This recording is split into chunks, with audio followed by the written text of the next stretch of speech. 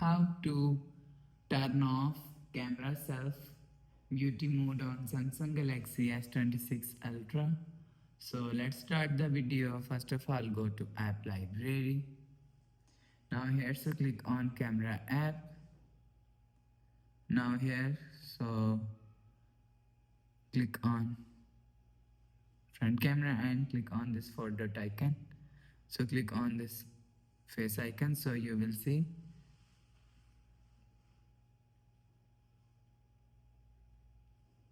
So if you want to turn off camera self beauty mode, so turn off, you will see camera self beauty is turn off.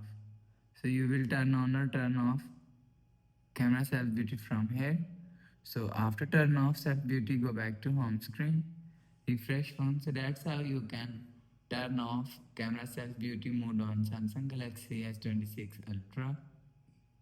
So if you like the video, please subscribe. Thanks for watching.